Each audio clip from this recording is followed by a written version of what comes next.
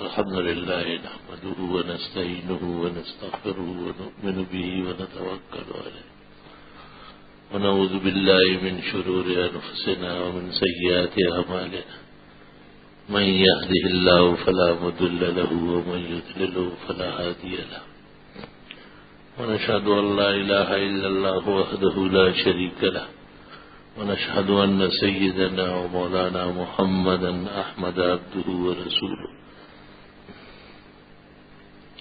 صلى الله تعالى عليه وعلى آله وأصحابه وبارك وسلم تسليما كثيرا كثيرا أما بعد فأعوذ بالله من الشيطان الرجيم بسم الله الرحمن الرحيم وأتم الحج والعمرة لله وفي قول الله تعالى الحج أشهر معلومات فمن فرض فيهن الحج فلا رفث ولا فسوق ولا جدال في الحج وما تفعلوا من خير يعلمه الله وتزودوا فإن خير الزاد التقوى واتقون يا أولي الألباب وقال الله تعالى ولله على الناس حج البيت من استطاع إليه سبيلا اللهم صل وسلم على عبدك ورسولك ونبيك محمد أحمد وعلى آله وأصحابه وبارك وسلم علیہ.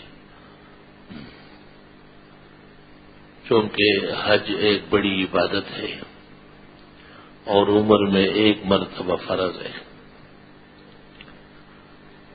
جناب نبی کریم صلی اللہ علیہ وسلم نے جب حج کی فرضیت بیان فرمائی تو آپ سے پوچھا گیا العامنا ھذا ام للابد قال بل للابد، یعنی ہر سال حج کرنا ہوگا یا عمر میں ایک مرتبہ فرض ادا ہو جائے گا؟ تو آپ نے فرمایا عمر بھر میں ایک مرتبہ حج کرنے سے فریضہ ادا ہو جائے گا. حج کے لیے جو فرضیت کے شرائط ہے، توفیق ہے، استطاعت ہے، وہ تقریباً ہر مسلمان کو معلوم ہے اور یہی فقہاء و محدثین نے نقل کی ہے. اور اس پر مفصل کئی جمعوں سے کلام رہا ہے. حج کی قسمیں افراد، تمتع، قران، حج کا طریقہ کار، احرام، جا کے طواف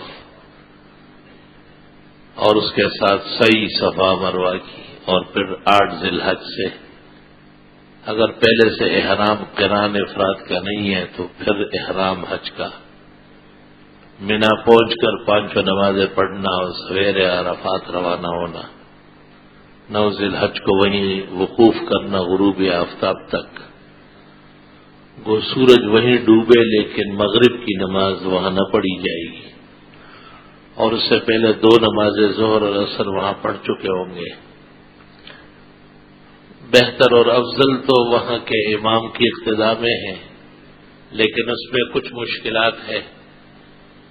ازدحام زیادہ ہوتا ہے، لوگوں کا پہنچنا اس کے پیچھے مشکل ہوتا ہے. اگر وہ امام ظہر اور عصر پڑھائے تو ظہر کے وقت میں دونوں پڑھا لیتا ہے، لیکن وہ لوگ 2 رکعت کر کے پڑھاتے ہیں سفر کی طرح. حنفیہ کے نزدیک حج میں قصر نہیں ہے جب تک مسافر نہ ہو. اس لیے مفتیان اعظام نے کہا ہے کہ احناف اپنے خیموں میں ظہر کے وقت میں اور عصر کے وقت میں اپنی چھوٹی جماعتوں کے ساتھ پڑھ لیں. اور نماز اس لیے جلدی پڑھی جاتی ہے کہ دعاؤں کے لیے فارغ ہو جائے. عرفات کا دن خاص قبولیت عند اللہ کا دن ہے. الحج و عرفہ، حج تو نام وقوف عرفہ کا ہے. ظہر کی نماز سویرے پڑھ کر کے دھوپ میں کھڑے ہو کر دعائیں مانگے، اور جب برداشت نہ ہو پھر خیمے میں چلے جائے. کھڑے ہو کر مانگے، جب کھڑا ہونا دشوار ہو جائے، تھک جائے تو بیٹھ کر، ہاتھ اٹھا کر مانگے، اور جب ہاتھ بھی تھک جائے تو ویسے، اور جب زبان بھی تھک جائے تو دل سے. عصر تک دعائیں مانگے، عصر کی نماز پڑھ کر پھر دعاؤں میں لگ جائے۔ دعائیں عربی کی بہتر ہے، ضروری نہیں ہے۔ امام محمد رحمت اللہ علیہ سے منقول ہے کہ لوگوں کو عربی دعاؤں پر مت مجبور کرو، دلی توجہ، خشوع و خضوع جاتا رہے گا۔ ہر شخص اپنی زبان میں دعا مانگے، اپنی حاجات اللہ مولا عز و جل کے حضور رکھے۔ آخرت کی دعائیں، ایمان کی دعائیں، دین کی دعائیں یہ مقدم ہیں، دنیا کی چیزوں کی دعائیں مؤخر ہیں۔ اپنے ساتھ والدین، مشائخ، اقربا، اعزاء، احبا، محسنین، ان سب کے لیے خوب دعائیں کی جائے کہ وہ میدان دعاؤں کا ہے۔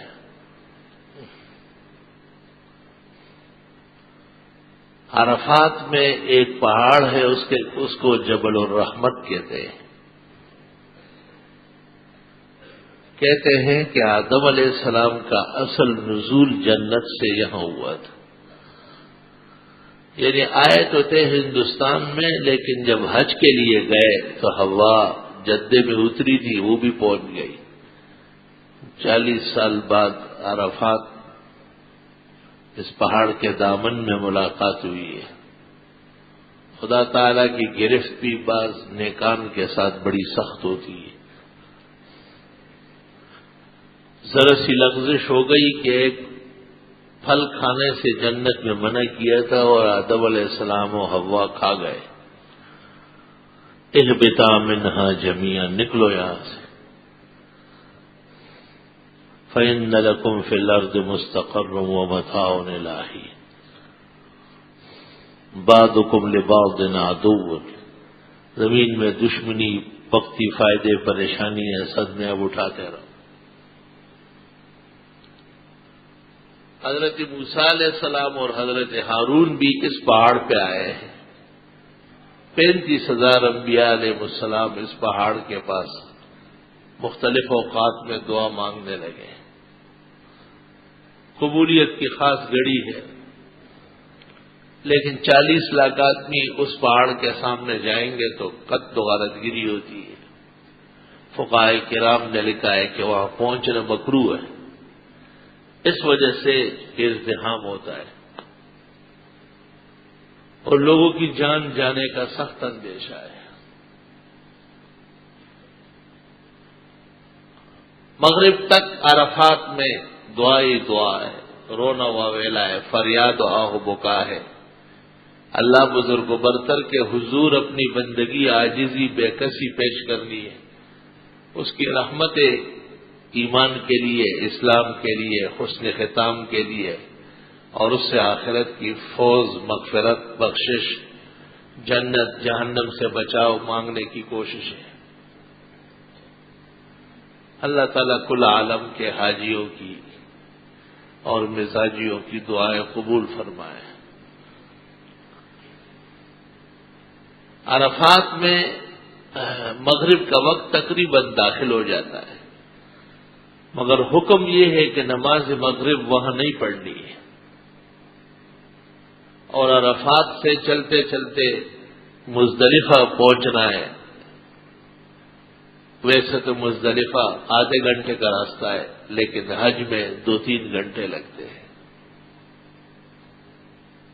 حکم یہ ہے کہ مغرب کی نماز راستے میں بھی نہیں پڑھنی، اگر کسی نے پڑھ لی تو وہ نماز کا عدم سمجھی جائے گی، گناہگار بھی ہوگا، یا عرفہ میں پڑھ لی تب بھی گناہگار ہوگا، اور جب مزدلفہ پہنچے گا تو دوبارہ مغرب پڑھے گا۔ آج ادا جرم ہے، آج اس کو قضا کرنا عبادت ہے، اور وہ قضا حکم ادا میں۔ اگر کوئی رات کے 1 بجے بھی پہنچ گیا تو مغرب پہلے پڑھے پھر عشاء پڑھے، اور جس نے وقت پر پڑھی راستے میں یا عرفات میں وہ گناہ کبیرہ کا مرتکب ہے، تو وہ استغفار بھی کرے گا، اور وہ نماز بھی نہیں ہوئی، پتہ چل گیا کہ سامنے مزدلفہ ہے، وہ لکھا ہوتا ہے بدایت المزدلفہ، یہاں سے مزدلفہ شروع ہو رہا ہے، اور آپ نے 10 قدم پہلے مغرب پڑھ لی، نہیں ہوئی، کالعدم گناہ کبیرہ، توبہ استغفار، جرم کیا ہے آپ نے۔ حاجیان ذرا مزاجیان ہوتے ہیں، جلدی اجلت ان پر سوار ہوتی ہے، اور ویسے بھی جب 10 سے 100، 100 سے 1000 اور 1000 سے لاکھ ہو جاتے ہیں تو اور ہی، وہی ہرن ویسے بھی دوڑ رہی تھی اور گلے میں گھنگرو ڈال لی۔ حاجیان ویسے ہی مزاجیان ہوتے ہیں، پھر وہاں تکالیف اور شدائد ہوتے ہیں تو بس دیوانے ہو جاتے ہیں، جگہ جگہ جماعتیں کرتے ہیں اور پھر مزدلفہ پہنچ کر پھر مغرب پڑھتے ہیں، اور پڑھنی پڑے گی۔ حج پر جانے والوں کو احکام بھی سمجھاؤ، اچھی باتیں سن کر کے ان تک پہنچاؤ۔ پھولوں کا ہار ڈالنا یہ ہندوؤں کا رسم ہے، مسلمان پھولوں کے ہار نہیں ڈالتا، علم کا ہار ڈالتے ہیں۔ عقل، ہوش، سلامتی، سنتوں کا ہار پیش کرو۔ بچکار آئے دد گل طبقے اور از گلستان ممب برور کے، گل ہمی پنج روز شش باشد، این گلستان ہمیشہ خوش باشد۔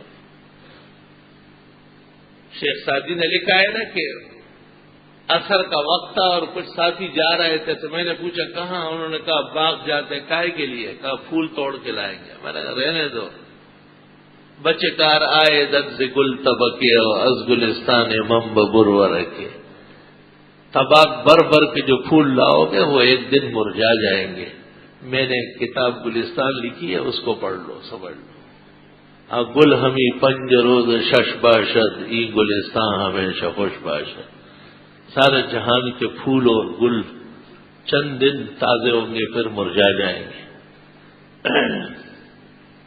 لیکن یہ علم، ہدایت، دینی تعلیم کی جو سرگرمیاں ہیں، پھول ہے، یہ ہمیشہ ان کی خوشبو مہکتی رہے گی۔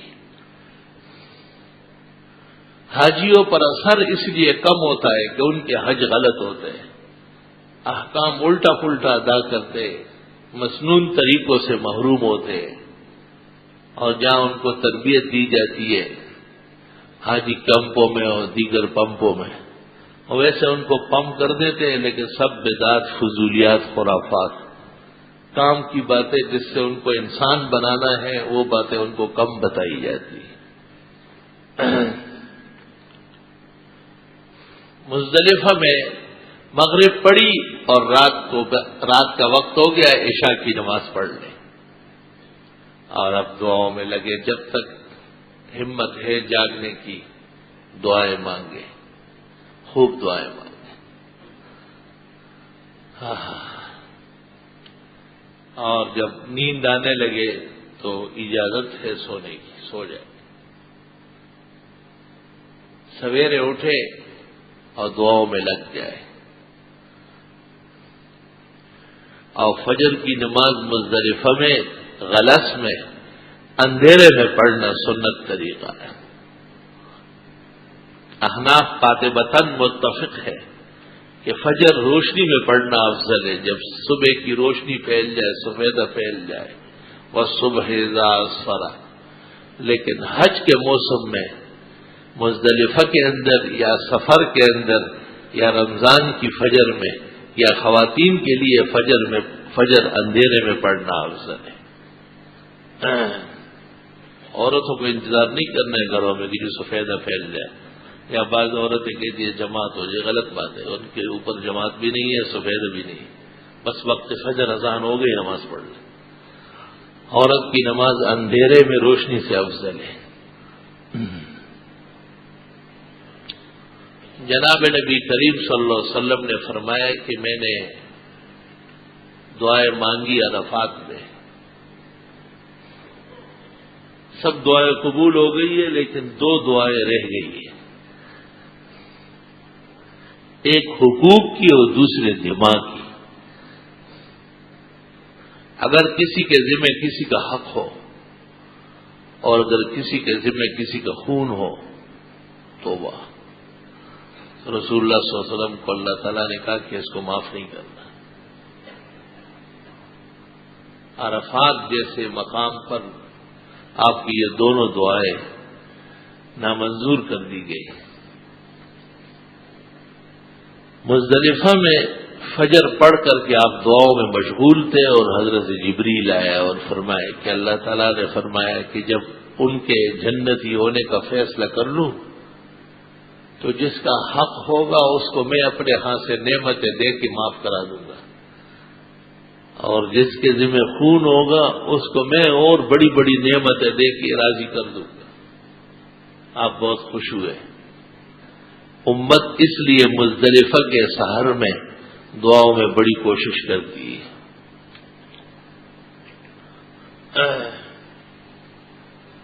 مزدلفہ میں سنت طریقہ خیمے کے باہر لیٹنا ہے، جس کو فقہاء کہتے ہیں بلا قباب۔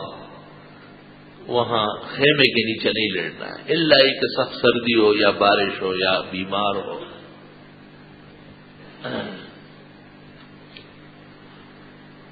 سویرے فجر پڑھ کر دعائیں مانگے اور سورج نکلنے سے پہلے پہلے مینا کی طرف روانہ ہو جائے۔ اب 10 ذی الحج ہے، کل 9 عرفات تھا، وقوف عرفہ ہو گیا، 10ویں کی رات مزدلفہ میں گزار لی اور 10ویں کی صبح مزدلفہ میں فجر پڑھ کر کے اب مینا پہنچ گئے حاجیان صاحبان۔ اب مینا پہنچتے ہی بڑا شیطان جمرۃ العقبہ اس کی رمی کریں گے۔ سورج نکلنے سے پہلے تو منع ہے، اور سورج نکلتے ہی اشرق صبیر حدیث میں ہے، سورج نکلتے ہی چاروں طرف سے حاجیان صاحبان شیطان کو کنکر مارتے ہیں، ساتھ ساتھ کنکر مارتے ہیں، پورے کے برابر کنکر مزدلفہ سے لے لیتے ہیں اور اپنے ساتھ رکھ لیتے ہیں۔ 7 کنکر یہاں 2 انگلیوں پر رکھ کر ایسا مارتے ہیں، بسم اللہ الرحمن، بسم اللہ، اللہ اکبر، رضا للرحمن رغما للشیطان، اللہ کی رضا کے لیے اور شیطان کو زخمی کرنے کے لیے، اور 7 کنکر مارے جائیں گے۔ کنکر جمرہ عقبہ شیطان تک پہنچانا ضروری نہیں ہے، اس کے جو حویلی ہے، کھڈا ہے، اس میں گرنا بھی کافی ہے۔ اگر اس سے پہلے کنکر گر گیا یا آگے بڑھ گیا تو کنکر مس ہو گیا، اس کی جگہ ایک اور مارنا پڑے گا۔ یہ مشکل عمل ہے بہت زیادہ، کیونکہ سب لوگ آتے ہیں اور بہت رش ہوتا ہے۔ سعودیوں نے بہت کوشش کی ہے، جانے کا راستہ اور آنے کا اور، درمیان میں فوج کھڑی کی ہے، لیکن بلا کا رش ہوتا ہے، ازدحام ہوتا ہے، لاکھوں کا مجمع ہوتا ہے، بہت دور سے رش بنتا ہے اور دل تنگ ہو جاتے ہیں، تھکاوٹ بہت ہو چکی ہوتی ہے، دماغی تناؤ کھچاؤ بڑھ چکا ہوتا ہے، ذرا سی خلجانی طبیعت ہو یا قوتی مزاج ہو پریشان ہو جاتا ہے بہت۔ اور عجیب بات ہے کہ جتنے مرتے ہیں سب جوان ہوتے ہیں، بوڑھے کم مرتے ہیں، کیونکہ بوڑھے اسرائیل کے ساتھ آشنا ہو چکے ہوتے ہیں، وہ آتا بھی ہے تو ان کو کہتے ہیں صبر کرو میں مارتا ہوں تب دیکھا جائے گا۔ جوان غریب نے یہ حال دیکھا نہیں ہے، یہ بہت حیران کن بات ہے، دل گھبرا جاتا ہے ان کا۔ اب یہاں چند مسائل ضبط کرنے کے ہیں، ان کو اچھی طرح سمجھ لیے جائے۔ اس میں کوئی شک نہیں ہے کہ رمی الجمرہ یہ بہت ضروری ہے، واجب ہے، اور اماموں کے ہاں سنت موقدہ ہے، فرض کسی کے ہاں بھی نہیں ہے، اس پر حج موقوف نہیں ہے۔ اگر یہ رمی کوئی نہ کرے، 11ویں اور 12ویں تاریخ کی بھی نہ کرے، اور اخیر میں ایک دم دے دے، ایک بکرا دے دے تو ہو گیا۔ اگر کوئی شخص مریض ہے، معذور ہے، ضعف ہے، دکم پیل برداشت نہیں کر سکتا، ازدحام سے اکتاتا گھبراتا ہے، تو وہ کسی کو کہہ دے کہ میری طرف سے آپ کنکریاں مارے، اس کو وکالت بھی کہتے ہیں۔ اور جو کسی کی طرف سے مارتا ہے پہلے اپنی کنکریاں مارے پھر اس کی مارے، اس کو نیابت بھی کہتے ہیں۔ خواتین کے لیے بڑی مشکلات ہے۔ قدیم زمانوں میں فقہا فرماتے تھے رات کو جایا کرے، لیکن اب رات اور دن تقریباً ایک جیسے رش ہوتا ہے، اور لاکھوں عورتوں کے ساتھ پھر لاکھوں مرد بھی رات کو جاتے ہیں، عورت اکیلی نہیں جا سکتی ہے، تو وہیں سلوک ہو جاتا ہے جو دن میں ہوتا ہے۔ صحیح بات یہ ہے کہ مرد عورتوں کی طرف سے کنکریاں مارے، عورتوں کے جانے کی ضرورت نہیں ہے، اور کمزور اور نکمے مولوی کے مسائل نہ مانے جائے جو ہر حال میں وہاں پہنچاتے ہیں اور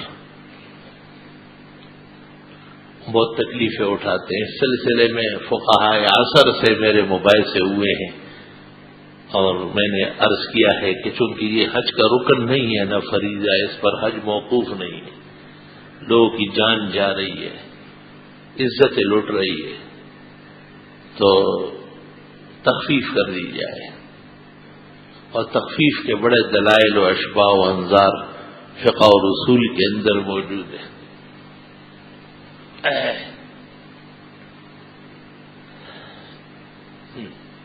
فقہا نے تو لکھا تھا کہ اگر کوئی شخص پلنگ پہ ڈال کے لے جائے اور اس کو ہاتھ میں کنکریاں دے اور وہ پھر اپنے ہاتھ سے ایسا مارے تب بھی جائے، لیکن پلنگ کون اٹھائے اور کنکری ہاتھ میں کون دے، اس کے لیے کوئی کرین چاہیے۔ اس لیے یہ اس وقت کی بات ہے جب 100 آدمی اور 500 آدمی کنکریاں مارتے تھے۔ وہ فقہاء جنہوں نے یہ لکھا تھا آج ہوتے تو وہ کہتے کنکریوں کے لیے جانا اکبر الکبائر ہے، گناہ کبیرہ رہنے دو۔ اور وہ جو ہیلی کاپٹروں سے لاشیں اٹھتی ہے ایسے جیسے سبزی منڈی سے پیاز کی گاڑی میں لدی جاتی ہے، میں نے خود دیکھا ہے، 300 700 لاشیں ایک دفعہ اٹھاتے ہیں۔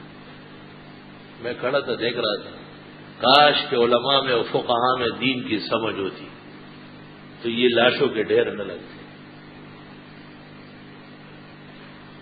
خیر بہرحال جن تک ہماری آواز پہنچے اور بات سمجھے ان کو خدا کا شکر کرے وہ، اور حاجیوں کو کہے کہ وہاں مرنے کی کوشش نہ کرو، صحیح طرح مرو وہ بھی شیطان کے سامنے۔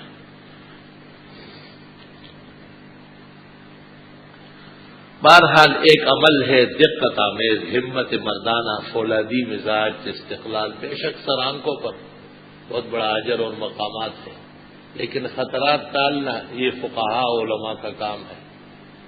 رخصت اس عاجز کے نزدیک بہت زیادہ ہے، اس میں نہ وہ فرض ہے اور نہ رکن ہے اور نہ اس پر حج موقوف ہے، اور اس کی انسان کی زندگی بہت قیمتی ہے، اس لیے ایک آدمی 10 آدمیوں کی طرف سے کنکریاں مار کے آئے، اس طرح رش بھی کم ہو جائے گا۔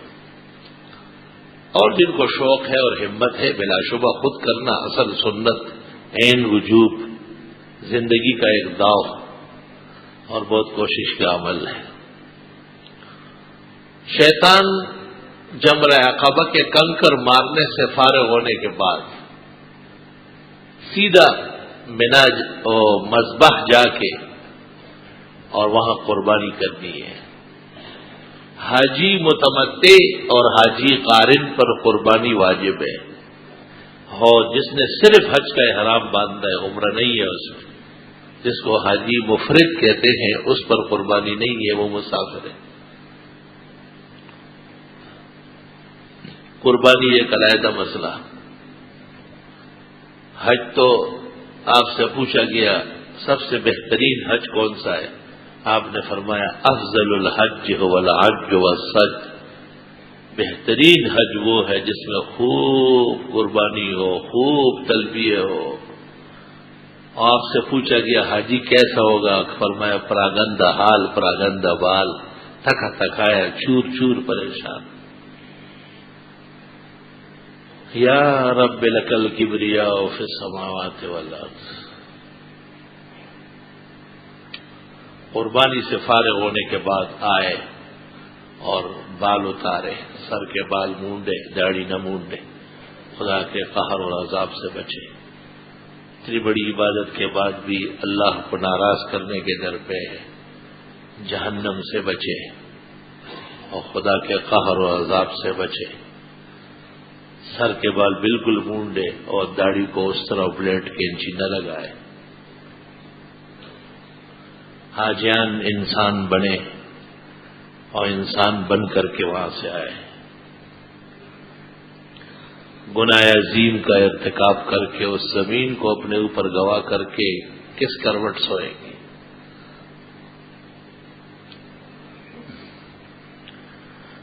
سر کے بال مونڈنے یا چھوٹے کرنے کے بعد اپنے کپڑے سلے ہوئے جو اب تک پہننا جرم تھا وہ پہن لیں،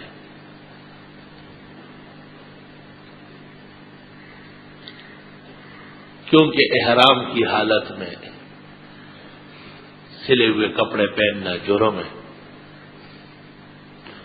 یہاں تک کہ اگر کسی نے دن بھر کپڑا پہن لیا یا پورے عضو کو خوشبو لگا لیا یا سارے ناخن یا 5 ناخن لے لیے تو اس پر دم لازم آتا ہے، اور اگر تھوڑی دیر کے لیے کپڑا پہنا یا خوشبو کچھ حصے کو لگائی یا کچھ ناخن لے لیے تو پھر صدقہ دینا ہوگا، نصف صاع من بر، 2 کلو گندم یا جتنا فطرہ بنتا ہے اتنا وہاں خیرات کرنا ہوگا۔ اور دم کے معنی ہیں حج کے احکام میں غلطی کی وجہ سے بکرا یا مینڈا یا گائے اور اونٹ کا ایک حصہ، لیکن اگر کسی نے وقوف عرفہ کے بعد سر مونڈنے سے پہلے بیوی سے مصاحبت کر لی تو اس کی طرف سے ایک گائے یا اونٹ دینا ہوگا، اور اگر کسی نے آخری طواف جنابت میں کر لیا یا حائضہ عورت نے حیض میں یا بچے دے چکی تھی، نفاس میں تھی اور اس حالت میں حج طواف زیارت کر لیا، طواف صدر جسے کہتے ہیں، تو ان کی طرف سے بھی بکرا کافی نہیں ہے، گائے اونٹ دینے پر، اس کو بدنہ کہتے ہیں، بدنہ بڑا جانور دینا ہوگا۔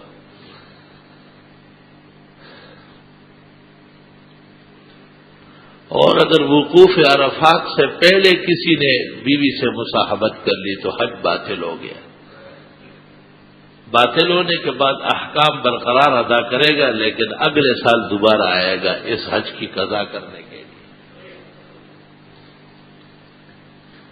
اور اگر وہاں اس سے کوئی ہرن جانور وغیرہ اس کے ہاتھ سے مرا یا غلطی سے شکار کر لیا اس نے، تو پھر 2 تجربہ کاروں کو کہا جائے گا کہ اس کی کتنی قیمت ہونا چاہیے، اتنی قیمت خیرات کرنی پڑے گی۔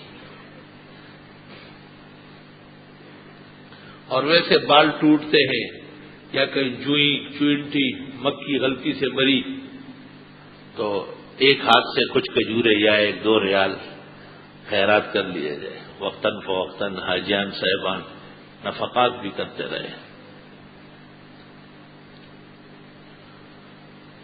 10 تاریخ کو جمرہ عقبہ کی رمی، حلق یا قصر، پورے سر کے بالوں کو حلق کہتے ہیں اور 1/4 حصہ لینے کو قصر کہتے ہیں۔ یہ فرض ہے، اس کے بغیر کوئی احرام سے نہیں نکلے گا۔ اور اس سے فارغ ہونے کے بعد اپنے سلے ہوئے کپڑے پہن کر کے مکہ مکرمہ طواف زیارت کے لیے آئے گا۔ یہ طواف 10 تاریخ سے شروع ہو چکا ہے، 12 تاریخ کی 12 ذی الحج کے سورج ڈوبنے سے پہلے کرنا ضروری ہے۔ اگر 12 ذی الحج کا سورج ڈوب گیا اور کسی نے یہ طواف نہیں کیا ہو، آخری طواف، تو پھر اس پر دم آئے گا۔ فرض پھر بھی ہے 13, 14, 15 جب تک نہیں کیا ڈنڈ رہے گا، لیکن پھر دم دینا پڑے گا۔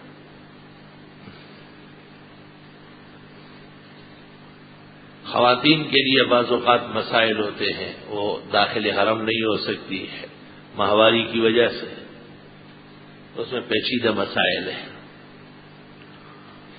11 تاریخ کو پھر حجاج مینا میں رمی کریں گے، لیکن 10 تاریخ کو تو صرف بڑے شیطان کی رمی کی، یہ کنکر مارے ہیں، لیکن 11 تاریخ اور 12 تاریخ کو ظہر کے بعد، صبح سے نہیں ظہر کے بعد، اور تینوں شیاطین کو ترتیب سے کنکر مارنے ہیں۔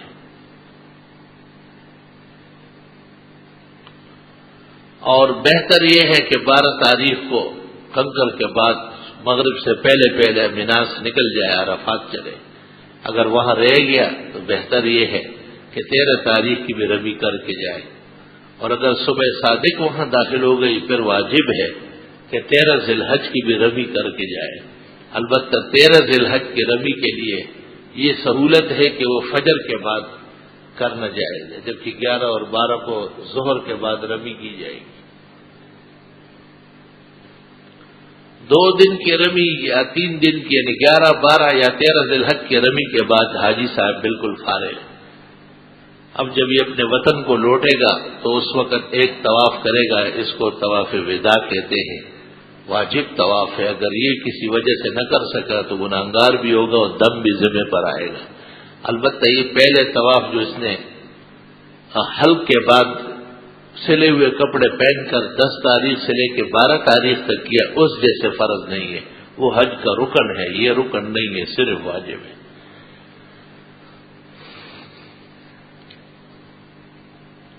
حج سے پہلے یا حج کے بعد عظیم عبادت طواف کعبہ ہے۔ مسجد الحرام میں باجماعت نمازیں ہیں، خوب نوافل، تلاوت، ذکر، درود شریف، اور حرم خداوندی کی حاضری ہے، اور اپنی آنکھیں آنسوں سے تر رکھنی ہے۔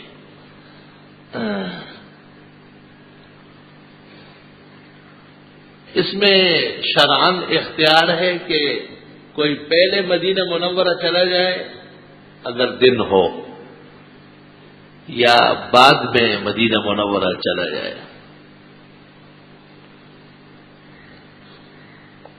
مدینہ منورہ حج یا عمرے کے موسم میں جانا حج یا عمرے کا حصہ نہیں ہے۔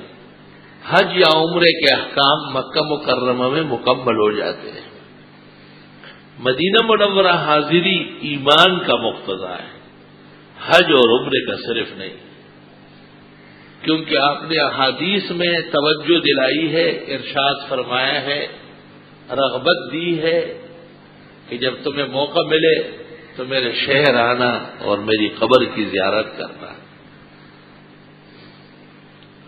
میری شفاعت تمہیں نصیب ہوگی۔ سید الرسل والنبیین، سید الکائنات، سید الشفعاء، سید المخلوقات، نبی عربی محمد کریم صلی اللہ علیہ وسلم کی مسجد بڑی مقدس جگہ ہے، اسلام کا دوسرا مرکز ہے۔ اس زمین نے، مدینے نے بڑی وفا کی ہے۔ اہل مکہ نے ناشکری کی تھی اور حضرت کو ناراض کیا تھا۔ اللہ نے اس سرزمین کو منور فرمایا، قیامت تک وجود اقدس سے اس کو طیبہ و طیبہ بنایا ہے۔ اس سرزمین سے اور اس حاضری سے مومن کی ایمانیات وابستہ ہے۔ کائنات میں سید الکائنات، فخر المرسلین، شافع محشر، نبی عربی صلی اللہ علیہ وسلم عظیم محسن ہے، امت کے بھی اور امم کے بھی، جن اور انس کے۔ آپ یہاں 10 سال اقتدار اور تاجدار رہے، قرآن یہاں مکمل ہوا، وہی یہاں پوری ہوئی، اسلام یہاں مکمل ہوا۔ یہیں سے آپ نے پوری دنیا کے لیے قیامت تک کے لیے کامل و اکمل ہدایات جاری فرمائی ہے۔ آپ نے مدینہ منورہ کی بڑی فضیلت بیان کی۔ ہجرت سے 2 سال اور 1 سال پہلے اہل مدینہ نے آپ سے گزارش کی تھی کہ مدینہ آئے، ہم مدد کریں گے، مکے میں آ کر مدد مشکل ہے۔ آپ نے کہا میں خدا کا پیغمبر ہوں، بغیر اذن خدا کے نہیں جا سکتا، لیکن مجھے امید ہے کہ میرا رب مجھے اجازت دے دے۔ صحابہ کرام بھی مکے کے ظلم و ستم سے تنگ آ کر مختلف جگہوں میں جانا چاہتے تھے، آپ نے اجازت دے دی۔ بعض بڑے لوگوں کو حضرت ابوبکر کو روک لیا اور کہا مجھے رب اجازت دینے والے ساتھ چلیں۔ 13 سال مکمل ہو گئے تھے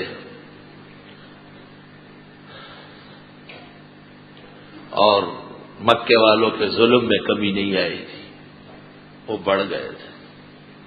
اللہ نے 13 سالہ صبر و استقامت نبی عربی صلی اللہ علیہ وسلم کی اور جان نثار صحابہ کی، جن جیسے مخلص ایمان و عمل والے جب سے زمین و آسمان بنے، آسمان و زمین نے دیکھے نہیں، قیامت تک دیکھ بھی نہیں سکیں گے۔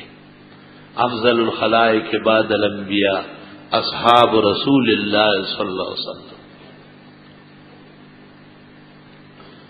آپ نے فرمایا میں تمہارے ساتھ آؤں گا۔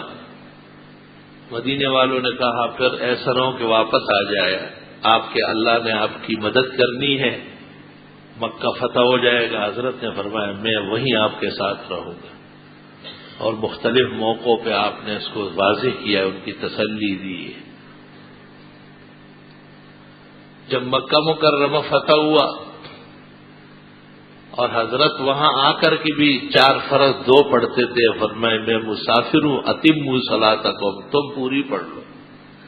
ایک آدمی نے ظہر کی نماز سے پہلے کھڑے ہو کر کہا کیفا وقد ولدت بمکہ، کیسے قصر کریں گے، آپ یہیں پیدا ہے۔ آپ نے کہا انا ترک لنا عقیل منزلا، عقیل ابن ابی طالب نے ہماری ہجرت کے بعد ہمارے مکانات پر قبضہ کر کے بیچا ہے، ایک گھر بھی نہیں، ایک کمرہ بھی میرا نہیں۔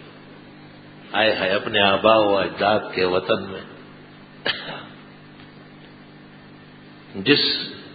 جس سرزمین کے آپ امام اعظم ہیں اور قیامت تک کے لیے نبی مکرم ہے۔ کہا جاتا ہے کہ کعبہ حقیقت میں آپ کے لیے حضرت ابراہیم سے تعمیر کرایا گیا ہے کہ نبی آخر زمان آ کر یہاں امامت کریں گے۔ اس شہر میں آپ کا اپنا گھر، اپنی جائیداد، اپنی کوئی چیز دشمنوں نے چھوڑی نہیں ہے، لیکن اللہ نے آپ کو اس کے بدلے میں دونوں جہانوں کی سرداری عطا فرمائی۔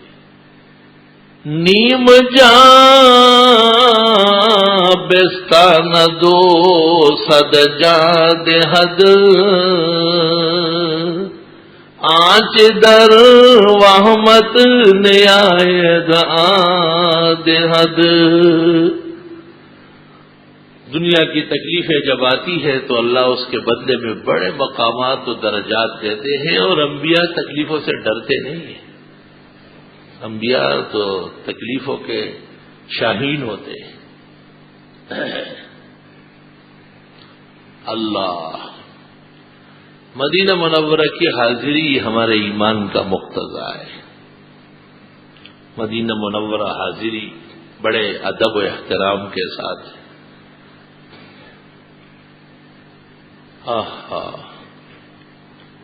مدینہ منورہ میں بڑی عبادت تو مسجد نبوی کی نمازیں ہیں اور درود شریف پڑھنا ہے، اور روزہ اقدس پر حاضری ہے۔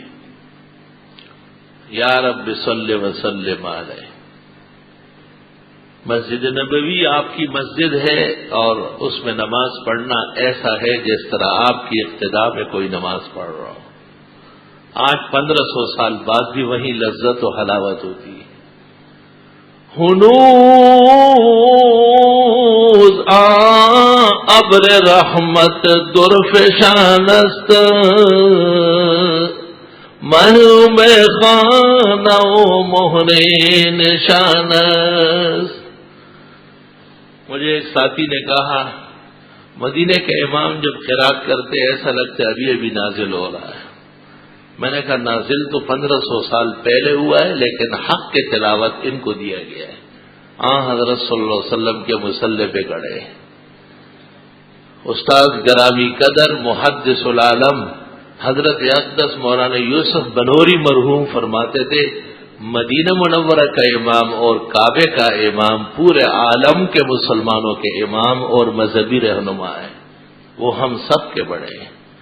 ان کے وجود، ان کے شرف، ان کے مقام پر ہمیں ایمان کا شکر و فخر ہے۔ اللہ تعالیٰ ان کو قیامت تک سر بلند رکھے، ان کے عز اور شرف کو دوبالا رکھے۔ مسجد نبوی میں داخل ہوتے ہی جائز ہے کہ روزے پر چلے جائیں، اور ہر نماز سے پہلے یا ہر نماز کے بعد یا رات کو اور صبح کے وقت یا جیسے جیسے طبیعت چاہے روزے پر حاضری ہو، بڑے ادب و احترام کے ساتھ۔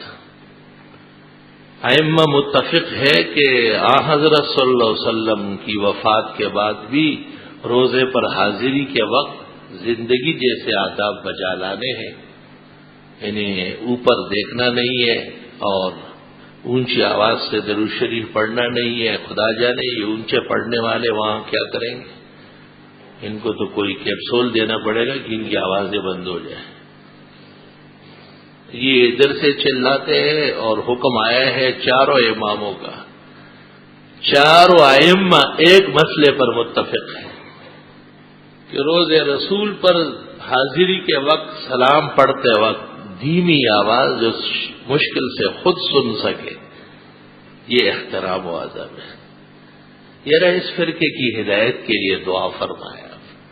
یہ یہاں سے چلا چلا کے سمجھتے ہم بڑے سنی اور بڑے عاشقان ہیں، اور وہ کمال عشق کے کامل عاشقوں کو اس جگہ حکم دیا گیا ہے کہ آہستہ پڑھے۔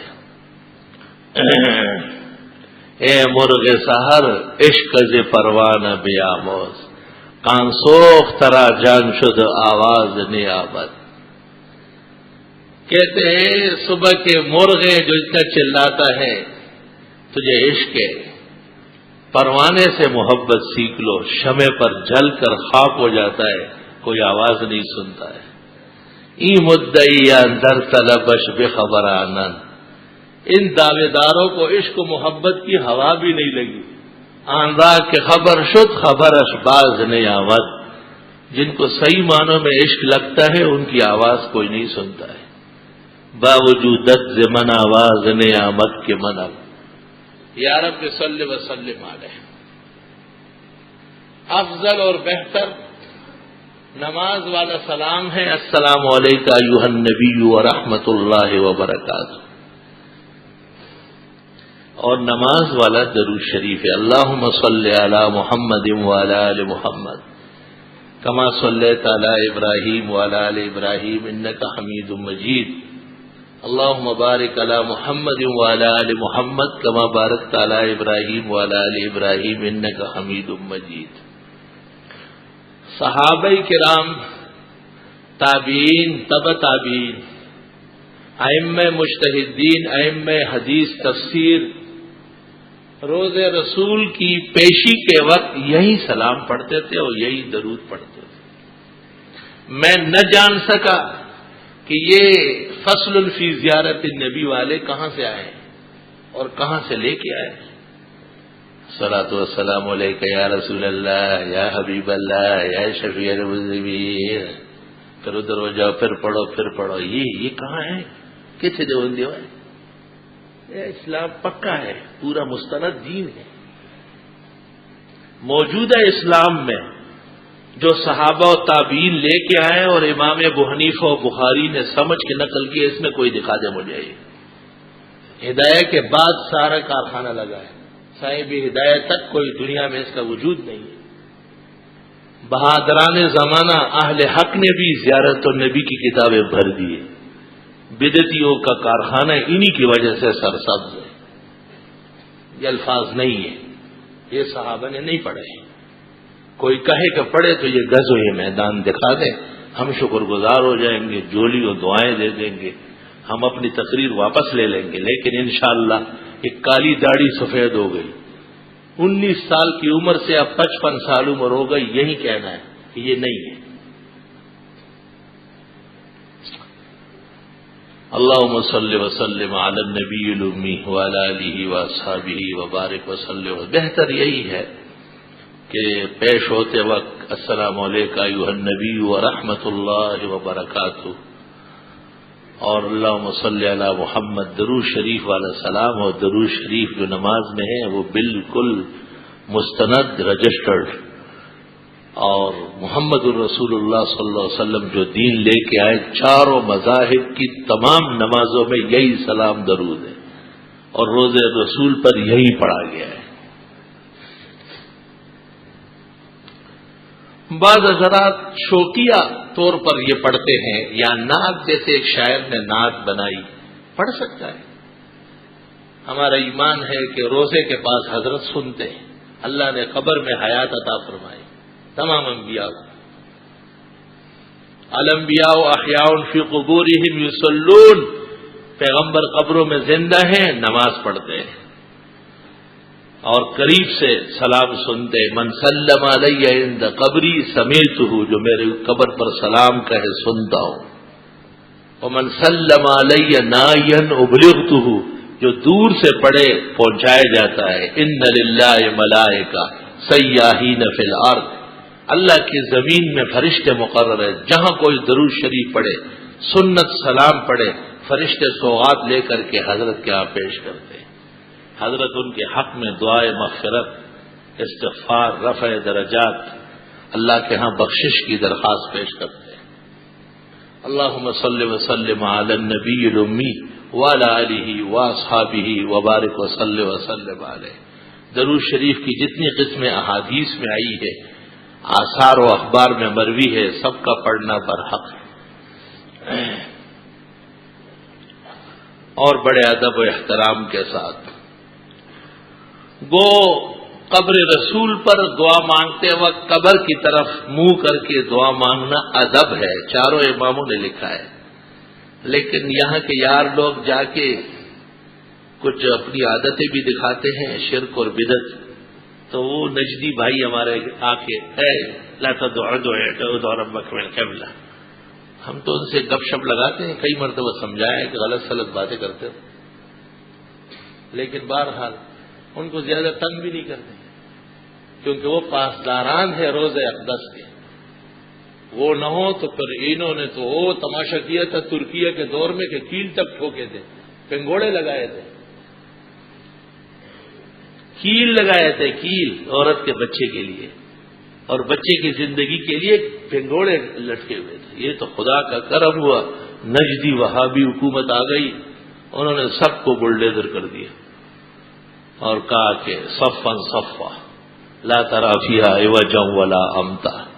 اللہ نے ان کے ذریعے توحید کی بنیادیں قائم کی، اللہ ان کو قائم دائم رکھے، کچھ ادب احترام اور سلیقہ بھی نصیب فرمائے۔ اللہ دعا کے لیے کوئی ضروری نہیں کہ آدمی ہاتھ اٹھائے، دعا ویسے ہی مانگی جاتی ہے۔ نماز کے اخیر میں ہم دعائیں مانگتے ہیں، ہاتھ اٹھاتے ہیں؟ مسجد آتے وقت ہم ہاتھ اٹھاتے ہیں کیا؟ نہیں، بہت سارے مقامات ہیں اس زمانے میں قبور پر، خاص کر درگاہ و مزارات پر بالکل ہاتھ نہ اٹھائے جائے، تاکہ بدعتیوں کی جڑیں کٹ جائے۔ وہ لوگوں کو کہیں گے کہ دیکھو یہ بھی یہاں مانگنے آتے ہیں، ہم خدا سے مانگتے ہیں اور ان کے لیے بھی مانگتے ہیں، ہم اس خدا پر ایمان رکھتے ہیں جس کے قبر والے بھی محتاج ہیں۔ ہمارا خدا ایسا نہیں ہے کہ جس کے خدائی میں کسی قبر والے سے مانگا جائے، یہ بدعت اور شرک کی نجاست ہے، اس سرزمین کو اللہ نے پاک فرمایا ہے۔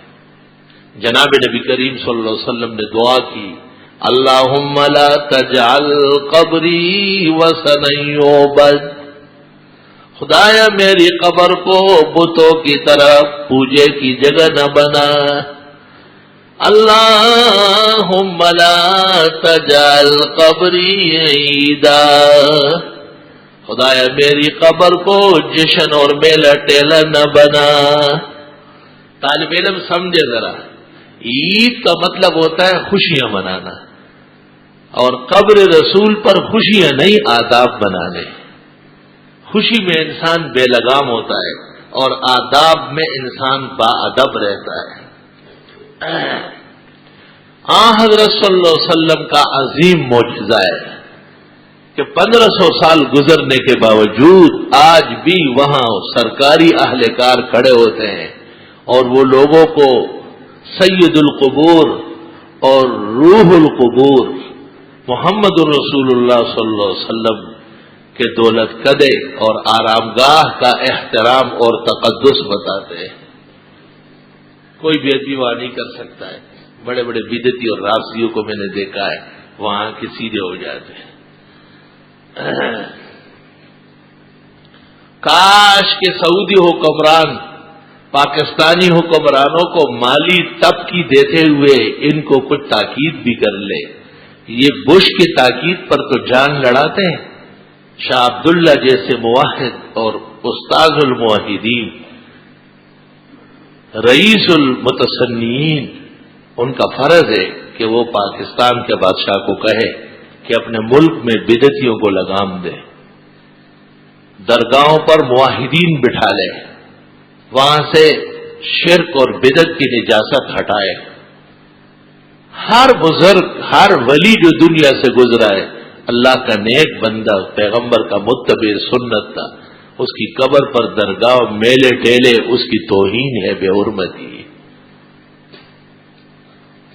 خدا تعالیٰ نے اگر مجھے موقع دیا اور مجھے بادشاہ سے کبھی ملاقات ہوئی تو اسی کام کے لیے ملاقات ہوگی. اللہ تعالیٰ کے فضل و کرم سے کہ میں ان کو کہوں ان کو تم کروڑوں اربوں کربوں دیتے ہو تو اتنا نہیں کہتے ان کو کہ بھئی وہاں شرک اور بدعت کے بجائے توحید اور سنت کے سبق کو رائج کر لیں.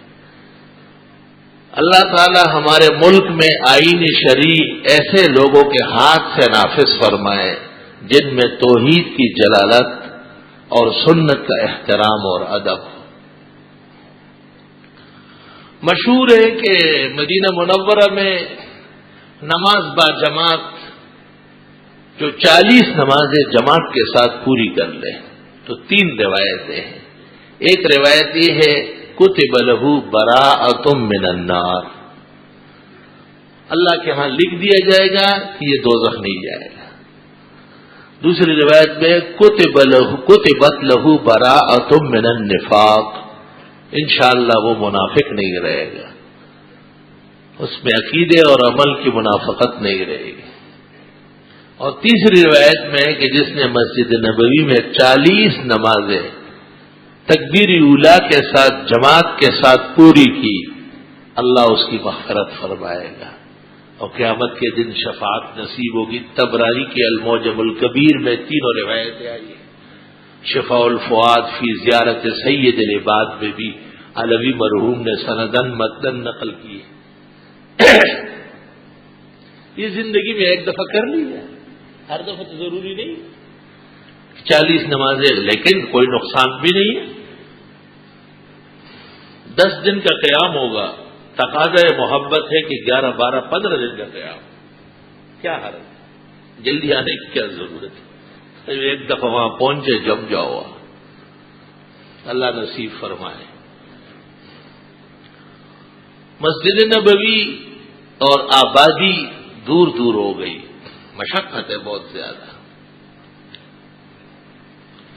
اسی طرح مسجد حرام میں بھی ہر نماز میں پہنچنا بظاہر مشکل ہے. جو توانا اور باہمت ہے وہ سستی نہ کرے, جو مسکین بیمار بوڑھے ناتوان ہیں وہ اپنے ہوٹل اور جہاں قیام ہو وہاں پڑھ لے. استاد گرامی قدر محدث الاثر حضرت بنوری بڑھاپے میں ڈاکٹر عزیز صاحب کے گھر پر پڑھتے تھے اور فرماتے تھے کلو حرم, کلو حرم, سارا حرم ہے. حرم بہت دور تک ہے. مکہ مکرمہ میں رہتے ہوئے حج اور عمرے سے فراغت پر بھی عمرے کیے جا سکتے ہیں, بہتر ہے. 4 طواف کیے جائے تو 1 عمرے کے برابر ہے. 7 چکر کعبے کے 1 طواف ہے, 4 طواف کر لے 1 عمرہ ہو گیا. 4 طواف بہت آسان ہے. بعض حضرات یہ سمجھتے ہیں کہ زیادہ عمروں کی ضرورت نہیں ہے. فقہاء نے لکھا ہے کثرت طواف کثرت عمرے سے افضل ہے. عمرے کی اپنی شان ہے اور طواف کا اپنا کام ہے. خربوزے بھی کھائے جاتے ہیں, تربوز بھی. وَلِلنَّاسِ فِي مَا يَعْشَقُونَ مَذَاهِبُ.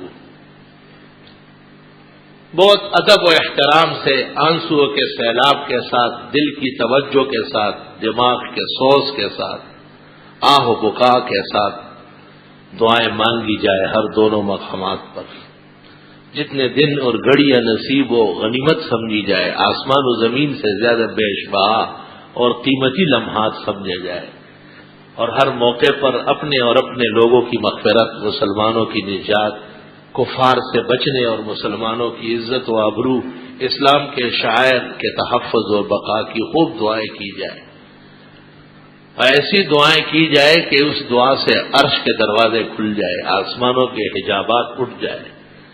حدیث شریف میں ہے ایسی دعا مومن کی ہوتی ہے کہ جب وہ چل پڑتی ہے تو آسمانوں کے دروازے کھلتے ہیں، موت کے حجابات اٹھ جاتے ہیں، سبحات الوجہ، اللہ تعالیٰ کی ذات کے جلوے اس کے منتظر ہو جاتے ہیں.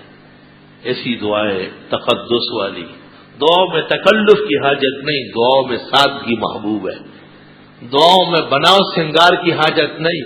اللہ دلوں کا حال جانتا ہے. اپنے اللہ سے معاملہ پختہ اور مضبوط رکھا جائے. خوب استغفار، کلمہ طیب، شہادتین، لا حول، تلاوت، ذکر، دعا، مقدور بر نفقات، اہل مکہ اور اہل مدینہ کے ساتھ گزارا. کچھ تکلیف سختی بھی پیش آ جائے تو برداشت کر لے، خیر ہے، وہ ہمارے میزبان ہیں، ہم ان کے مہمان ہیں، وہ ہمارے پیغمبر صلی اللہ علیہ وسلم اور صحابہ کے قائم مقام ہیں، وہ سر لشکر ہے. آپ کو اچھے نہیں لگتے لیکن اللہ نے ان کو اچھی جگہ دی ہے. ہم چند لمحوں کے لیے تڑپ کے جاتے ہیں اور پھر وہاں سے بگائے جاتے ہیں. وہ دن رات، نسل در نسل، اب بن انجد دن اللہ نے وہاں اوڑھنا بچھونا، اٹھنا بیٹھنا، لیل و نہار، سانس کی گھڑیاں سب نصیب فرمائی. اللہ اکبر. وہاں کے ہر جگہ کا احترام کیا جائے. کہتے ہیں کہ بڑے محدث تھے تقی الدین سبکی، اور وہیں قیام فرما رہے تھے اور کہیں بازار سے دہی لے لی، کٹھی نکلی ہوگی تو کہنے لگے مدینہ منورہ کی دہی تو ایسی ہے. رات کو جناب نبی کریم صلی اللہ علیہ وسلم خواب میں تشریف لائے اور ہمیں نکل جاؤ یہاں سے، تمہیں میرے شعر پر اعتراض کرنے کا کیا حق ہے. فقی الہند اور محدث الہند مولانا رشید احمد گنگوئی رحمت اللہ علیہ کی خدمت میں کوئی شخص کپڑا لے کے آیا، رومال، تو حضرت گنگوئی نے بہت چوما، سینے سے لگایا، خوشی ظاہر کی. تو ایک معترض بیٹھا تھا اور اس نے کہا حضرت یہ جاپان کا بنا ہوا ہے، مدینہ منورہ میں کوئی کھڈی اور کپڑے کی فیکٹری نہیں ہے. حضرت گنگوئی نے اس شخص سے پوچھا کہ آپ کہاں سے لائے؟ کہا میں نے تو مدینہ منورہ میں خریدا. آپ نے فرمایا ہمارے لیے اتنا کافی ہے کہ اس کپڑے کو مدینے کی ہوا لگی، ہمیں جاپان اور جرمنی سے کیا کہا ہے، کہیں بھی بنے. ایک آدمی عمرے سے واپسی پر مسواک لے کے آیا، مولانا ادریس کاندیلوی رحمت اللہ علیہ کو پیش کی. حضرت صاحب اٹھ کے کھڑے ہوئے اور لیا، بہت شوق سے ہونٹوں پہ، گالوں پہ، آنکھوں پہ رکھا اور اس کے بعد فرمایا ممکن ہے یہ غابہ کے جنگل کا ہو جس میں کبھی حضرت صلی اللہ علیہ وسلم قضاء حاجت کے لیے بھی تشریف لے گئے. بمقامے کے نشانے کف پائے تو بود، صالحہ صد صاحب نظرا خواہ دبود. حدود کے اندر ادب، شریعت کی حفاظت کے ساتھ احترام، دل و جان سے اس مقام کی بڑائی، عظمت اور محبت کے سامنے سر تسلیم خم کرنا، یہ مسلمانوں کا 1500 سالہ دینی امانت اور وراثت ہے. اللہ تعالیٰ اس پر عمل کی توفیق نصیب فرمائے. وآخر دعوانا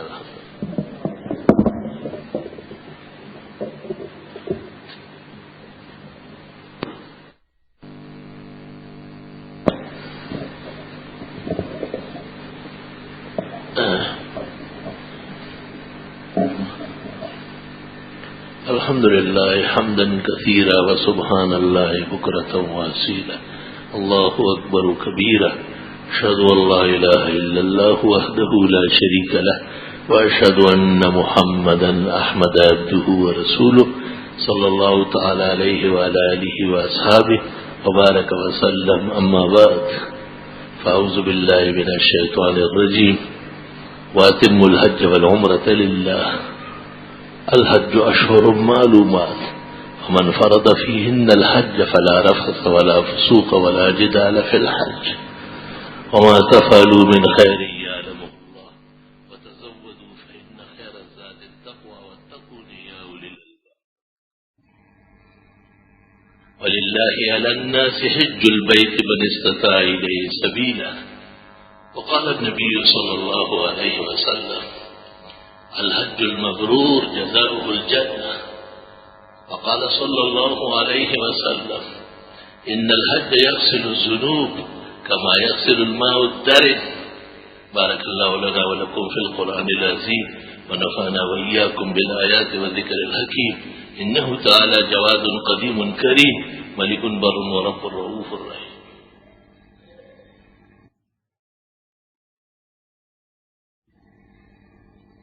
الحمد لله جل وعلا وصلى الله وسلم على رسوله المصطفى ونبيه المجتبى وأمينه على وحي السماء وعلى آله النجبى وأصحابه الأتقياء أفضل الخلائق بعد الأنبياء ومن بهديهم اقتدى وبآثارهم اقتفى من المفسرين والمحدثين والفقهاء إلى يوم الجزاء ما بعد فقد قال النبي صلى الله عليه وسلم المدينة خير لهم لو كانوا يعلمون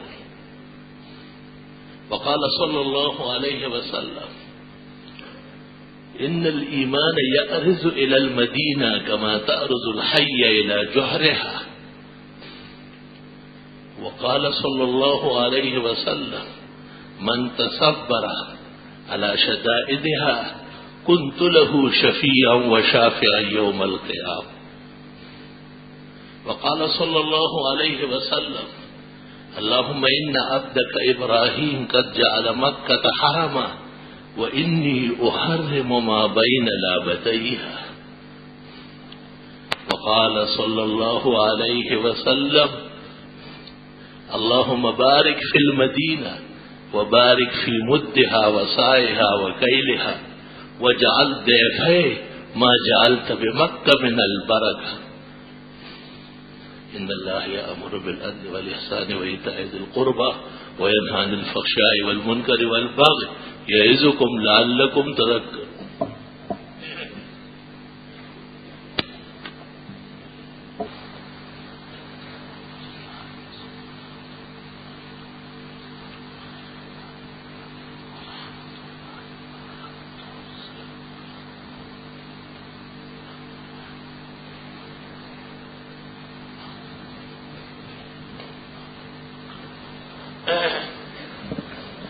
اللهم أنت السلام ومنك السلام تبارك يا ذا الجلال والإكرام اللهم إنا نستغفرك ونسألك السلام والعافية والسداد في الأمور كلها والنصح لكل مسلم والفتح له على أعداء الدين في مشارق الأرض ومغاربها اللهم احفظنا بحفاظتك يا خير الحافظين وانصرنا وانصر الإسلام والمسلمين وعساكر المجاهدين في مشارق الأرض ومغاربها وأينما كانوا يا أرحم الراحمين يا خير الناصرين يا خير الحافظين اللهم اثبت الإسلام والمسلمين اللهم انصرهم بنصرتك يا خير الناصرين وأيدهم بتأييدك يا خير المؤيدين اللهم لا حافظ إلا أنت ولا ناصر إلا أنت اللهم لا حفاظة إلا منك ولا نصرة إلا منك اللهم إنك خزائن السماوات والأرض ونحن في أشد الحاجة إلى نصرتك ورحمتك يا رب العالمين يا أحكم الحاكمين اللهم حلل مشكلاتنا واقض حاجاتنا وادفع عنا بلياتنا واسمع دعواتنا إنك سميع الدعاء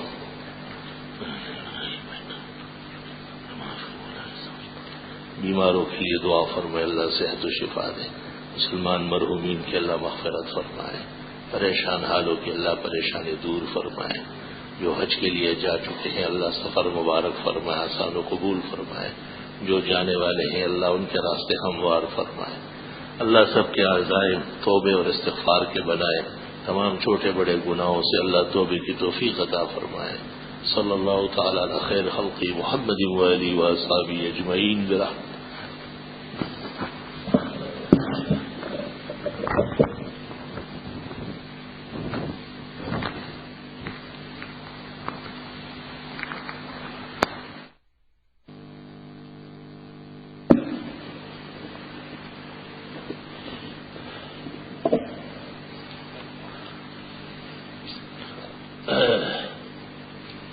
جو حضرات آگے بڑھ رہے ہیں وہ نمازیوں کا احترام فرمائیں. گزشتہ سالوں کی طرح اس سال بھی انشاءاللہ تعالی اپنے احباب نمازی اور حضرات کی سہولت کے لیے جامعہ میں اجتماعی قربانیوں کا انتظام ہوگا. اس کی تمام تر تفصیلات اور اس پر مشتمل فارم بینرز آئندہ جمعے سے پہلے لگ جائیں گے انشاءاللہ. ابھی موسم کافی ہے، گھبرانے کی ضرورت نہیں، چونکہ آج حج اور آداب مدینہ کا تتمہ و تکملہ تھا. اگلے جمعے کو قربانی کا بیان بھی ہوگا، اس کی تفصیلات عرض کی جائے گی. تو انشاءاللہ اس وقت جتنا حصہ مقرر ہوگا، جو طریقہ کار ہے ہمارے ہاں، اکثر اگر آپ کو تو سب پتہ ہے، اور جامعہ کے ناظم مولانا سہیل احمد صاحب سے اور جامعہ کے مدیر التعمیرات منصور الرحمان سے اور جامعہ کے بزرگ مزمل بھائی اور شیخ صاحب سے بھی پتہ کر سکتے ہیں. نجی تفصیلات وہ بتائیں گے، اور باقاعدہ نظم و نسق کے مسائل، اجتماعی قربانی کا طریقہ کار، میزانہ، اور آئندہ جمعے سے پہلے انشاءاللہ بینر بھی لگ جائیں گے، اور جو مطلوبہ فارم ہے وہ بھی تیار ہو جائے گا.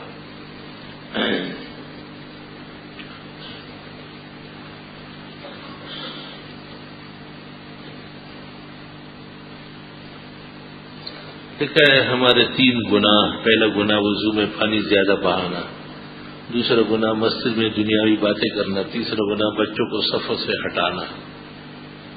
یہ 2 باتیں تو صحیح لکھی اور تیسری بات ہی غلط لکھی. بچوں کو بڑوں کی صفوں سے ہٹانا سنت طریقہ ہے. اس مولوی عبدالرؤف صاحب دارالعلوم میں رہتے ہیں لیکن مسائل میں کمزور ہیں. اصلاح کا شوق بہت ہے مختلف طریقوں سے، لیکن مسائل میں گڑبڑ شڑبڑ رہتی ہے. یہ 2 باتیں ٹھیک ہے، وضو میں پانی میں احتیاط چاہیے، مسجد میں دنیاوی باتیں کم کی جائے، اور بچوں کو صفوں میں بڑوں کی صفوں سے دور رکھا جائے. یہ تیسری بات بالکل غلط، صحیح حدیث کے خلاف لکھی ہے. آپ نے فرمایا چھوٹے بچوں کو پیچھے کر دو.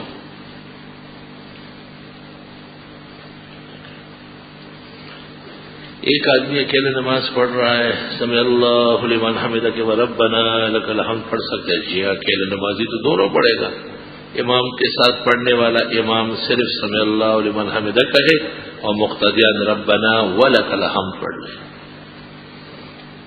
ایک آدمی ہے، اس نے 2 بہنوں میں سے ایک بہن اس نے اپنے نکاح میں لے لیا، اور دوسری بہن اپنے بیٹے کی. ٹھیک ہے، صحیح ہے، کوئی حرج نہیں اس میں. ایک آدمی نماز فرض تہجد اشراق اوابین پابندی کے ساتھ پڑھتا ہے اور اس کے تمام اعمال سنت، لیکن وہ سگریٹ کا عادی ہے، سگریٹ میں چاسپی ملا کر پیتا ہے. اس کی مثال ایسی ہے جس طرح آپ کہیں کہ ایک آدمی ہفتے میں 6 دن تو روٹی سالن کھاتا ہے، 7ویں دن پیشاب پیتا ہے، اور 8ویں دن 1 چمچ پاخانہ کھا جاتا ہے. بس یہ سگریٹ نوش اور سگریٹ چور اسی طرح کا مجرم ہے.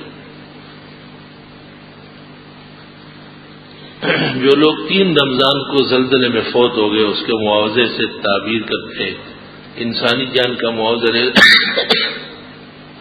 اس طرح نہیں ہے جیسے آپ نے پوچھا. جو لوگ زلزلوں میں انتقال فرما گئے، اس صدمے پر، اس عظیم نقصان پر، ان خاندان اور ان بقیہ لوگ، بچے ہوئے بچوں کی لوگ مدد کرنا چاہتے ہیں. اس ویران گھر کو آباد کرنے کا تعاون ہے. وَتَعَاوَنُوا عَلَى الْبِرِّ وَالتَّقْوَىٰ. اللہ کا حکم ہے درد و غم کے موقعوں پر ہاتھ بٹھاؤ. عشاء کے آخری 2 نفل جو رمضان میں بیٹھ کر پڑھنا بہتر ہے. نہیں، عشاء میں 2 رکعت نفل تو کوئی بیٹھ کر نہیں ہے، تو آپ نے اپنے حساب سے ٹٹو بنایا ہوا ہے. کبھی بھی 2 رکعت بیٹھ کر نہیں ہے، جب بھی ہے کھڑے ہو کر ہے. جو بیٹھ کر پڑھے گا اس کو آدھا ثواب ملے گا. باقی وطروں کے بعد کوئی نفل نماز پڑھنا بہتر نہیں ہے. میں نے سنا ہے کہ کوئی شخص جو کہ جنوبی تھا صبح اٹھا تو دیکھا کہ بہت کم ٹائم باقی ہے، اگر غسل کروں گا تو صبح کی نماز رہ جائے گی، کہ وضو کر کے صبح کی نماز ادا کرنا، غسل تو فرض ہے، اس کی نماز ہوئی نہیں ہے، پھر غسل کر کے دوبارہ وہ نماز پڑھے گا، اور گناہگار بھی ہے کہ اس نے جنابت کے اندر سجدہ کیا ہے۔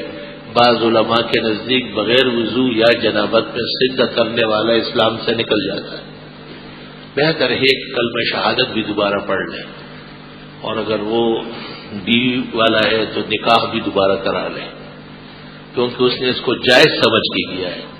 خطرہ یہی ہے کہ اس کا ایمان سلب ہو چکا ہے۔ کلمہ شہادت اشہد ان لا الہ الا اللہ و اشہد ان محمد رسول اللہ، لا الہ الا اللہ محمد رسول اللہ صدق کے دل سے پڑھ کر استغفار پڑھ لیں، اور دو آدمیوں کے سامنے بیوی کے ساتھ بھی ایجاب قبول کر لیں۔ جن دنوں میں بدعتی نیاز کرتے ہیں ان دنوں میں ہم لوگ اللہ کے نام پر کریں تو کیا ہم بدعتی شمار ہوں گے؟ ان دنوں میں آپ کیوں کر رہے ہیں؟ مشابہت تو پھر بھی ہے نا، ان دنوں میں نہیں، ویسے کرنا۔ 3 جمعہ مسلسل بغیر شر عذر کے ترک کرنا منافق ہے، حدیث میں نے سنی ہے، اس طرح کی حدیث آ چکی ہے۔ کسی شخص کو کوئی کہے کہ ایک قرآن ختم کر کے میرے باپ کی روح پر بخش دے، مجھے اطلاع بھی دے، تو اس صورت اگر اس کو اطلاع دی گئی تو ضرور کوئی چیز دے گا۔ پوچھنا ہے کہ یہ بندہ یہ دیا وہ چیز قبول کرے یا نہیں۔ پہلی بات یہ ہے کہ قرآن مجید اللہ کی رضا کے لیے پڑھا جائے، اور وہ اپنے لیے بھی رکھ سکتا ہے، مسلمان زندے کو بھی بخش سکتا ہے، کسی مرحوم بیمار پریشان حال کو بھی۔ یہ ایک احسان ہے بہت بڑا۔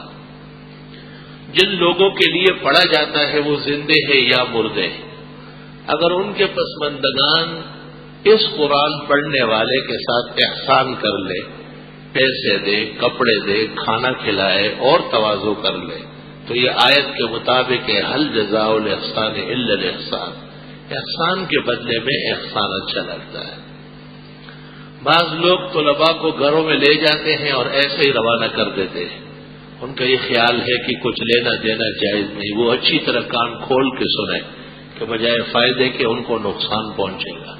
عموماً ایسے گھر آہستہ آہستہ غرق ہونا شروع ہو جاتے ہیں، کیونکہ یہ قرآن کریم کی بے حرمتی ہے، قرآن پاک پڑھنے والوں کی بے آبروئی ہے۔ خوب لبریز کر کے خوشیوں سے اور نعمتوں سے، جس طرح انہوں نے اللہ کی رضا کے لیے پڑھا، آپ بھی اللہ کی رضا کے لیے قرآن مجید کے احترام میں مستحقین یا اہل محلہ کی مدد کرے، اعزاز کرے، ثواب ملے گا۔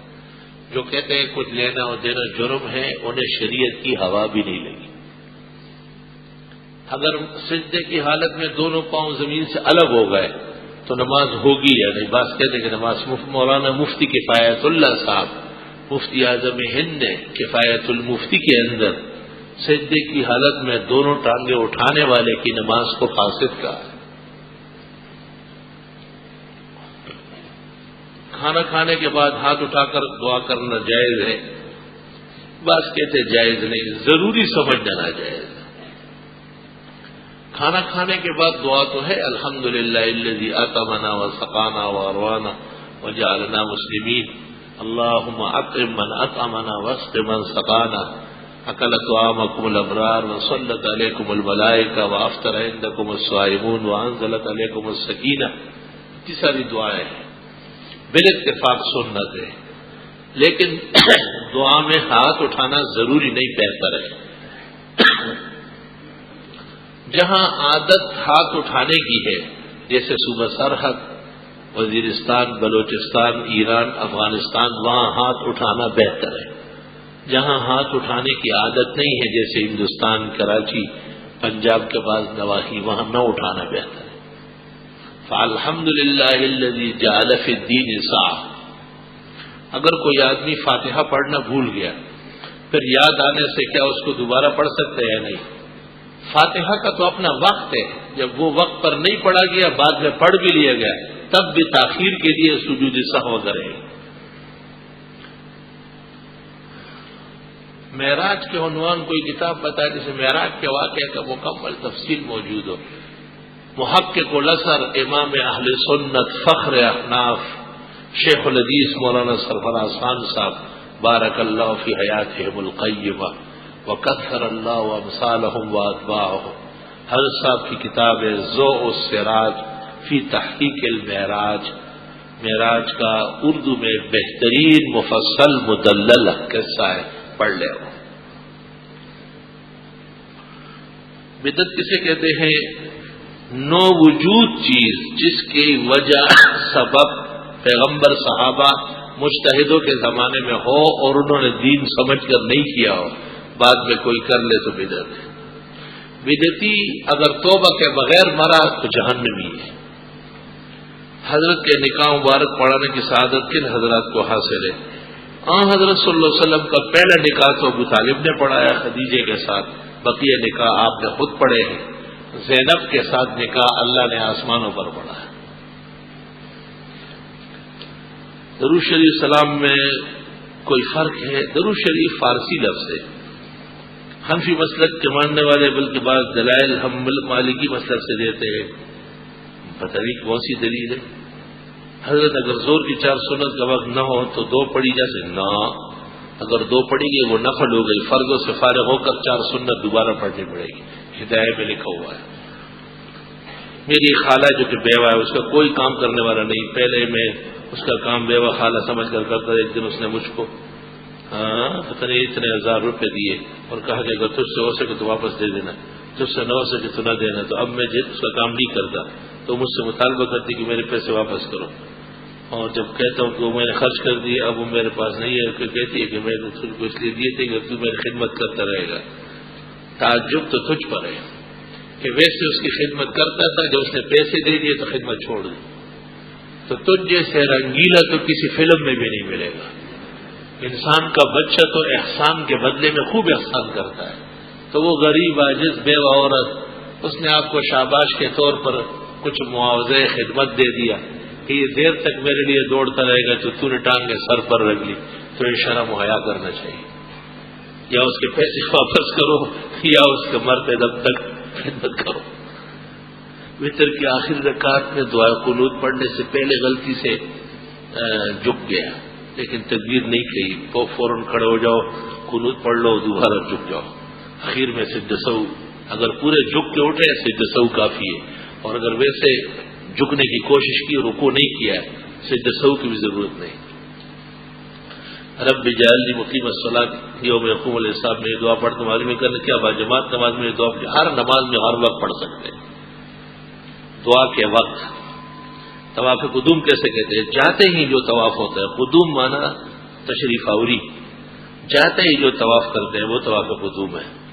اس میں یہ تفصیل ہے کہ اگر آپ نے طواف قدوم میں صحیح کر لی تو پھر طواف زیارت میں صحیح نہیں ہے. یہ اچھی بات ہے، شروع میں ہو گئی بعد میں معاف ہے.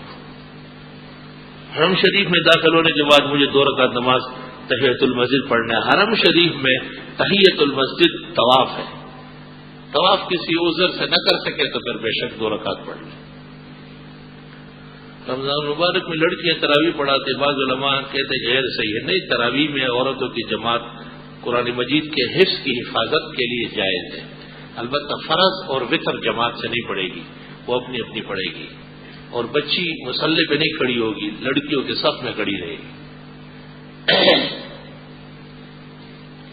الحمدللہ میں اپنا حج عمرہ کر چکا ہوں. میری بیوی کا انتقال ہو گیا. معلوم کرنا کیا کراچی سے میں بیوی کی طرف سے عمرے کا احرام باندھ کر عمرہ ادا کروں یا نہیں، یا پہلے میں اپنا عمرہ کر لے، وہاں پر کوئی عمرہ مل جائے تو وہ بیوی کی طرف سے لگا لے.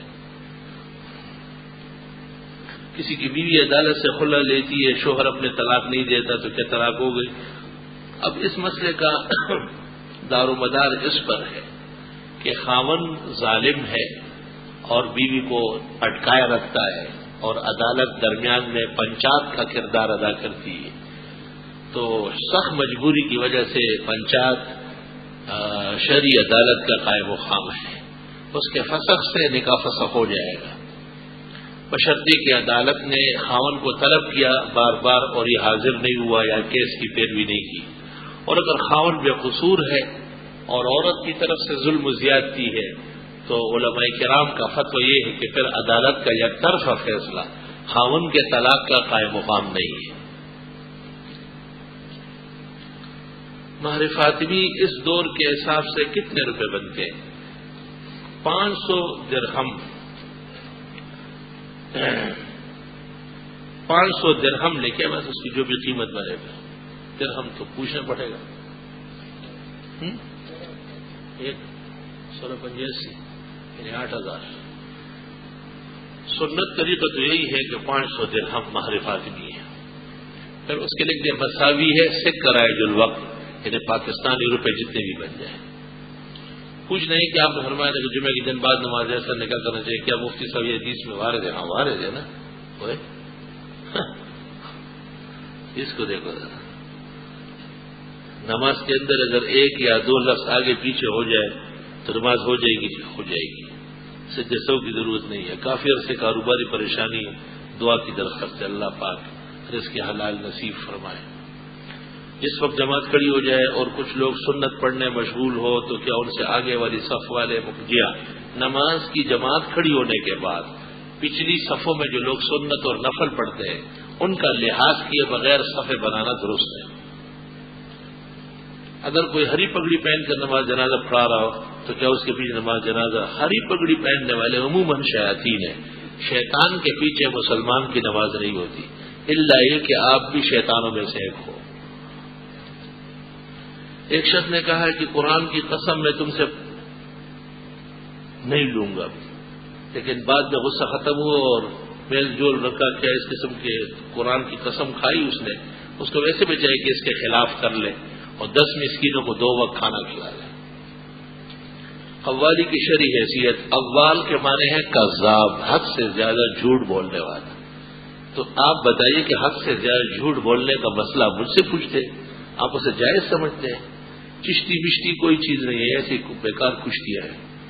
نعت کی حقیقت، نعت رسول اللہ صلی اللہ علیہ وسلم کی تعریف کو کہتے ہیں، صفت کو کہتے ہیں، مدح کو کہتے ہیں، سر آنکھوں پر وہ عبادت عظمیٰ ہے، لیکن حدود شرع میں رہ کر۔ اکثر نعتخوان بے ڈنگے، شوہر اپنی بیوی کو 3 طلاق صریح الفاظ میں دے، پھر اس نے بغیر حلالے کے واپس کی، یہ ہمارے گاؤں علماء کے سامنے واقع اس کے حلالے کے علاوہ اور کوئی صورت نہیں ہے۔ اگر اس کو مارا جائے تو صحیح یا نہیں، گناہ بھی کیا ہے۔ کہتا ہے کہ طلاق غصے میں نہیں آتی، طلاق ہو چکی ہے، بیوی اس کی حرام ہے، جب تک حلال شرعیہ نہ ہو حرام میں تمہیں مبتلا ہے۔ اب اس کے ساتھ کیا کرے وہ آپ جانے، آپ کے علماء جانے، مجھ سے یہ فتوے نہ لو کہ اس کو قتل کریں۔ اگر کوئی آدمی ماں باپ کو کہتا ہے مجھے شادی کراؤ، مجھ سے گناہ ہو رہا ہے، میں نہیں بچ سکتا، اور وہ کہتے ہیں کہ آپ مولوی ہو جاؤ بعد میں شادی کراؤ، اگر وہ بچنے کی کوشش بھرپور کرتا ہے لیکن نہیں بچتا ہے تو وہ شادی کر لے، شادی بہت آسانی سے ہوتی ہے، مولوی بھی بن جائے شادی بھی کر لے، کوئی بات نہیں، دونوں باتوں میں کوئی ٹکراؤ نہیں ہے۔ کوئی سستی سی شادی کر لے 2-4 ہزار روپے والی، اور کیا ضروری ہے کہ 1.5-2 لاکھ اور 10 لاکھ والی شادی، سستی شادی، آرام سے کسی جگہ جا کے غریب گھرانے میں وہاں کا داماد بن جائے، بہنوئی بن جائے، اپنی تسلی کرا لے۔ شادی بھی عبادت ہے اور جتنی سستی ہو اتنی افضل ہے۔ حدیث شریف میں اس نکاح میں اللہ برکت دے گا جس کا خرچہ کم ہو، اور علم حاصل کرنا بھی بہت ضروری ہے۔ گاؤں میں اکثر تراویح پڑھ کر آخر میں جب وتر پڑھتے سورہ ملک حفاظ کرام دعا سے پہلے پڑھتے، بعد میں دعا ہوتی ہے۔ ہر رات کو تو بہت بری بات ہے، اپنی پڑھ لیں، اور بہتر یہ ہے کہ دعا مانگ لیں، پھر اگر کوئی شوق سے بیٹھنا چاہے تو سورہ ملک پڑھے۔ ہاں کبھی کبھی جمعے کی رات، کبھی بدھ کی رات، ہفتے میں 1 دفعہ، 20 دن میں 21ویں دن پڑھ لی تو حرج نہیں۔ ایک آدمی کسی عذر کی وجہ سے جمعہ نماز نہ پڑھ سکا، اس نے وضو کر کے وقتی طور پر پڑھ لی، نہیں، لیکن جس کو جمعہ نہ ملے وہ زور پڑے گا۔ اچھا جی، یہ کیا لکھا ہے؟ اسپیکر پر آواز آ رہی تھی، اس نے جمعہ نماز میں امام کے پیچھے گھر میں شروع کر دی۔ ٹھیک ہے، فاصلے سے جب امام کی آواز تکبیرات کی نماز شروع کرنے کی، ختم کرنے کی آواز آ رہی ہے، امام الاثر مولانا انور شاہ صاحب کی رائے گرامی یہ ہے کہ کسی عذر کی وجہ سے دور فاصلے سے اقتدا کر لے، نماز ہو جائے گی۔ علم بانتقالات الامام، امام کے اٹک بیٹک کا پتہ چلنا دور والے کو معلوم ہونا ضروری ہے۔ نماز فرض ہے یا واجب؟ جمعہ فرض قطعی ہے، جمعے کو واجب کہنے والا اندیشہ ہے کہ اسلام سے نکل جائے گا، قطعی فریضے میں شک کرنے والا کافر ہو جائے گا۔ شوہر اپنی بیوی سے ناجائز کام کرتا ہے، گناہ ہے، اس پر بیوی ناراض ہو کر طلاق مانگتی ہے، وہ طلاق بھی نہیں دے، 12 ایسے خاوند سے طلاق لینے میں، عورت حق بجانے میں۔ سیڑھی مسجد میں شامل ہے، اچھی بات ہے، لیکن آپ سیڑھی پر پاؤں رکھتے وقت بھی دعا پڑھ لیں اور نیچے بھی پڑھ لیں۔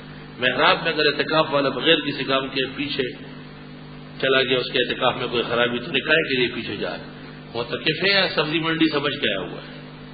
صرف اعتکاف نہیں، اس کے ڈنڈے سوٹے لگانا چاہیے۔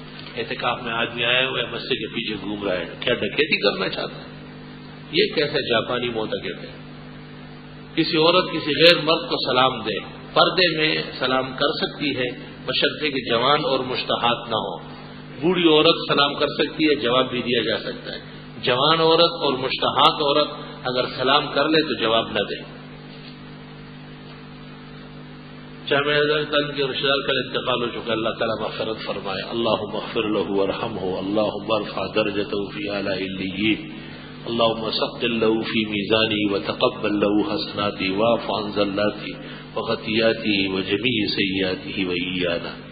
اللہم انا نسألک العفو والعافیہ فی الدنیا والآخرہ، اللہم انا نعوذ بک من جمیع المحن والفتن ما ظہر منها وما بطن، اللہم انا نعوذ بک من عقابک وفتنة عبادک وشر بلادک، اللہم ارحم عبادک وبلادک اما یرجو مقتک وغضبک، اللہم ول امورنا خیارنا ولا تول امورنا شرارنا، وارزقنا حکومتا صالحة عادلہ التي ترعى عبادك وبلادك عما يوجب مقتك وغضبك، وصلى الله تعالى